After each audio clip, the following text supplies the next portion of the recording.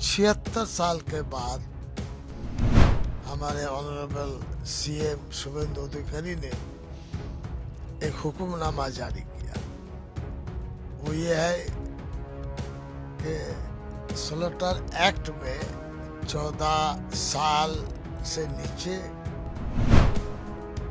गोरू का भी दूध देने वाली गाय 5 भैंस ज़बह करेंगे तो उनको सजा मिलेगी। कुछ लोग इसे मान रहे हैं, कुछ लोग इसे मान नहीं रहे। आपका क्या टेक है इसको लेकर? देखिए, ये 1950 का एक एक्ट है। उस एक्ट में पुरलो चंद्र सेन विधानसभा में उठाए थे, तो मुस्लिम एमएलए ने अपोज किया था, लेकिन वो कानून एक्ट बन गया। आज है 2026, 76 साल के बाद 13 मई को हमारे ऑनरेबल सीएम शुभेंदु अधिकारी ने एक हुक्मनामा जारी किया। वो ये है कि स्लॉटर एक्ट में 14 साल से नीचे गोरू का भी दूध देने वाली गाय 5 भैंस ज़बह करेंगे तो उनको सजा मिलेगी और उनको इजाजतनामा लेना पड़ेगा। इसी से झगड़ा शुरू हो गया। आज है 21 मई। तो इस मुद्दा को लेकर हम मैदान पे नहीं उतरे। जमीयत उलमा हिंद की जानिब से बराबर हमारा उसूल अमन पसंद है और शांत होकर काम करते हैं, कराते हैं। हमारे कमेटी जिम्मेदारों ने सोचा हाई कोर्ट में हम मूव करें, तो एमए समद साहब सीनियर एडवोकेट भूषण कुमार दत्तो, इसके अलावा वहाँ विकास रंजन भट्टाचार्य, ये मोस्ट सीनियर एडवोकेट है, उनसे हमने मशवरा किया। फिर 39 पेज का एक बिल हमने दाखिल किया। आज 10:40 से 12:20 तक हम चीफ जस्टिस के बेंच में थे। चीफ जस्टिस सुजय पाल थे और पार्थो सारथी सेन थे। वहाँ हमारे लर्नेड एडवोकेट ये भट्टाचार्य ने, विकास साहब ने जो पॉइंट अराइज किया है वही हम फोकस करेंगे। उससे आपको सब चीज़ का पता लगेगा, हिंदुस्तान में रहने वाले लोगों को भी, हमें भी और सोच विचार रखने वालों को भी। उन्होंने बताया ये कानून जो है 1950 में इसलिए बनाया गया था ताकि गोरू से, बैल से काश्तकारी बेहतर बने। पहला मुद्दा ये था। दूसरा मुद्दा था कि गाय पालन से दूध में इजाफा होगा, बढ़ोतरी होगी। तो विकास साहब ने कहा है इस जमाने में ट्रैक्टर से काश्तकारी होती है, बैल से हल नहीं चलता, इसलिए ये कानून इस जमाने में चलने वाला नहीं है। दूसरा जो मूल पॉइंट उन्होंने पकड़ा है, जब ये कानून बना था तो उसमें लिखा है एक्ट में कि बंगाल के तमाम म्यूनिसिपल और वहाँ कालिम्पोंग, यहाँ स्लॉटर हाउस बनाया जाएगा और स्लॉटर हाउस के जरिए से ये जो ज़बह होता है वो होगा। तो उन्होंने कहा उस जमाने में पंचायत समिति और पंचायत नहीं थी, अब समिति भी है, पंचायत भी है, तो वो लोग कहाँ जाएंगे? गांव देहात में रहने वाले अरे 2/3 से भी ज्यादा है। ये उन्होंने कानूनी जो कमी है इस प्रॉब्लम को उन्होंने कहा है। मतलब अगर मुद्दे की बात करें तो ये जो कुर्बानी या slaughter उसी celebration वो- है, वही उससे oppose कर रहे हैं हाँ, आप। हाँ, बिल्कुल उन्होंने कहा कि उसमें ये जो नोटिस आई है उसमें एक्ट में लिखा है कि 15 दिन उनको वक्त दिया जाएगा। वो अगर हायर अथॉरिटी कहीं जाना चाहे इसके खिलाफ जा सकते हैं। तो ये हिसाब भी नहीं मिल रहा है। 13 को दिया, 28 को कुर्बानी, बीच में किसी को पता नहीं। तो ये कानूनी कमी है। फिर उन्होंने ये भी कहा है कि इस कानून के जरिए से हिंदुस्तान के जो कॉन्स्टिट्यूशन है, दस्तूर है, वह डायरेक्ट हिट हो रहा है, उसको खराब किया जा रहा है। और ये भी कहा कि एक कौम को डराया जा रहा है, उनको परेशानी हो रही है। ये भी बताया कि हाट में गोरू भैंस बिकना बंद हो गया, तो इसमें आर्थिक स्थिति में बहुत कमजोरी आएगी।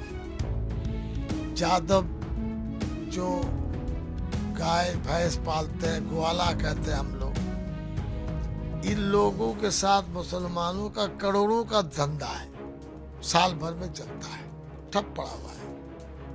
गरीब और मिडिल क्लास के लोगों को आर्थिक स्थिति में आसमान जमीन का फर्क आएगा। इसके अलावा वहाँ ये भी बताया गया रूल्स में कि नोटिस वक्त पर देना चाहिए। फिर ये भी बताया कि 2019 में काउ प्रोटेक्शन एक्ट शायद बना है यहाँ यूपी में, ये है 2026। रिव्यू में ये आया है कि वहाँ प्रोटेक्शन जो काउ बनाया है, वहाँ गाय यानी हल जोतने वाले गोरू और भी संख्या घट रही है, और बंगाल में संख्या यूपी से ऊपर बढ़ रही है। महज उसकी वजह यह है कि यहाँ दूध देने वाली गाय और उसको बेचने वाला ये सब यहाँ बढ़ रहा है, उससे ये बढ़ोतरी हो रही है। और सुप्रीम कोर्ट ने बताया, उसका रेफरेंस कोर्ट में दिया है, मुझे भूल गया मैं। अरे ये तो कोर्ट की बात हुई जो आप लोगों ने पीआईएल किया, क्या जी। इस तारीख को कुर्बानी होने वाली है, होती है नॉर्मली जो दस्तूर के हिसाब से जी। होता है, उस पर आपका क्या टेक है? क्या देखिए होगा या नहीं? मैं बताऊं, पता चला कि आज रात को डिवीजन बेंच कोई ऑर्डर देंगे, वरना कल 12 बजे तक हमें उसका इंतजार है। और मुसलमान दुनिया के मुसलमानों में 2 त्योहार खुशी, ईद, एक ईद उल फित्र, ईद यानी रमजान के बाद, और उसके 2 महीना 10 दिन में ये ईद उल अजहा, अजहा के मतलब कुर्बानी की ईद, ये ईद होगी। और इसमें अंदाजा लगता है कि पॉजिटिव कोई राय आएगी। ये तो जबरदस्ती पुलिस वाले रोक रहे हैं, पुलिस को पता भी नहीं कानून में क्या है। अगर इन केस जो आप बोल रहे हैं कि पॉजिटिव कुछ आएगा, वर्डिक्ट अगर नेगेटिव आया तो कुर्बानी को लेकर क्या करें? देखिए, नेगेटिव आया, मुसलमान कोशिश करेंगे कानून मानकर कुछ करें, लेकिन ये हम बता नहीं सकते कि लोग गाय नहीं काटेंगे, जबानी करेंगे।